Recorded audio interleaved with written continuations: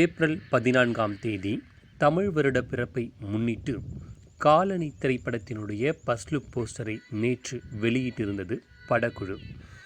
இதில் மிகப்பெரிய சுவாரஸ்யமான தகவல்கள் என்னவென்றால், இந்த திரைப்படத்தை இயக்குவது நயன்தாரா நடித்து வெற்றி பெற்ற அறம் திரைப்படத்தை இயக்கிய கோபி நயினார் அவர்கள்தான் இந்த திரைப்படத்தை இயக்குகிறார்.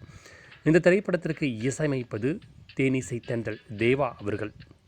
இதையெல்லாம் கடந்தும் இந்த திரைப்படத்தில் மிகப்பெரிய ஒரு ஆச்சரியப்பட வேண்டிய ஒரு விஷயம், சமீபத்தில் நயன்தாரா, த்ரிஷா போன்ற பிரபல நடிகைகள் நீண்ட காலமாக திரையுலகில் இருந்து கொண்டிருப்பவர்கள் நடித்தாலே அந்த திரைப்படம் தோல்வியடையக்கூடிய சூழ்நிலையில், தமிழ் திரையுலகில் 1978ஆம் ஆண்டு பாரதி ராஜா அவர்கள் இயக்கிய கிழக்கே போகும் ரயில் திரைப்படத்தின் மூலம் கதாநாயகியாக அறிமுகமான ராதிகா அவர்கள் இன்னும் சில மாதங்களில் தன்னுடைய 50ஆம் ஆண்டு கலைப்பயணத்தைக்கு நோக்கி நகர்ந்து கொண்டிருக்கிறார். அவருடைய வயது 64 வயது. 64 வயது கொண்ட ஒரு பெண் 50 ஆண்டுகள் கலைப்பயணத்துக்கு பிறகும் கதாநாயகியாக நடித்து திரைப்படம் வெளிவருகிறதால் அது மிகப்பெரிய ஆச்சரியமான ஒரு விஷயம்தான். ரஜினியும் கமலும் நடிக்கிறார்கள் என்றால் அவர்கள் ஆண்கள், ஆண் ஆதிக்கம் நிறைந்த இந்த துறையில் ஒரு பெண்ணால் கதாநாயகியாக நடிக்க முடியும்.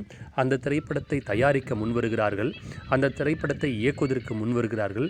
அந்த திரைப்படம் வசூலையும் பெறும் என்பதற்கும் சில சான்றுகள் இருக்கிறது. ராதிகா அவர்கள் நடித்து சில நாட்களுக்கு முன் வெளிவந்த தாய் கிழவி திரைப்படம் நடிகர் சிவகார்த்திகேயன் அவர்களால் தயாரிக்கப்பட்டு வெளிவந்தது. சிவகுமார் முருகேசன் இயக்கத்தில் வெளிவந்த இந்த திரைப்படம் 8 கோடிக்கு தயாரிக்கப்பட்டு சுமார் 85 கோடியை வசூல் சாதனை செய்திருக்கிறது இந்த திரைப்படம். அதே போன்று நயன்தாரா நடித்து மிகப்பெரிய வெற்றி பெற்ற அறம் திரைப்படத்தை இயக்கிய கோபி நயினார் அவர்கள் இயக்கத்தில் காலனி திரைப்படத்திலும் ராதிகா அவர்கள் நடித்திருக்கிறார். 63 வயது கொண்ட ஒரு பெண்ணினுடைய பெயரை வைத்து கலையரசி ராதிகா சரத்குமார் நடிக்கும் காலனி என்ற ஒரு பிரம்மாண்டமான ஒரு ஃபர்ஸ்ட் லுக் போஸ்டரை திரைப்படம் வெளியிட்டிருக்கிறது. உண்மையாகவே ஆச்சரியப்பட வேண்டிய விஷயம்தான். ராதிகா அவர்களுடன் நடித்த பல்வேறு நடிகைகள் இன்று எங்கு இருக்கிறார்கள் என்றே தெரியவில்லை. ஏன், அவருக்கு பின்னால் வந்த நடிகைகள், அவருடன் நடித்த பல கதாநாயகர்களே இன்று ஃபீல்ட் அவுட் ஆன நிலையில் இன்று வரை திரையுலகில் தனக்கு கிடைக்கும் சரியான கதாபாத்திரங்களை தேர்ந்தெடுத்து நடித்து அதன் மூலம் தன்னை இன்னும் ஆரோக்கியமான ஒரு போட்டியிலும் ஆரோக்கியமான தனக்கு பிடித்த பணியை செய்து கொண்டு வரும் ராதிகா அவர்களுக்கு நிச்சயமாக பாராட்டுவதில் அனைவருக்குமே மகிழ்ச்சி அடைந்த ஒரு விஷயம்தான். 63 வயதிலும் ஒரு பெண்ணால் ஒரு திரைப்படத்தின் கதாநாயகியாக நடிக்க முடியும். அதற்கு முக்கியத்துவம் கொடுத்து அந்த திரைப்படம் வெற்றியடையும் செய்ய முடியும். இன்னும் பல இயக்குநர்கள் ராதிகாவை மையப்படுத்தி கதைக்களத்தை அமைக்கக்கூடிய ஒரு சூழலில் ராதிகாவினுடைய அந்தஸ்து இன்னும் திரையுலகில் இருக்கிறது என்றால் ஆச்சரியப்பட வேண்டிய விஷயம்தான்.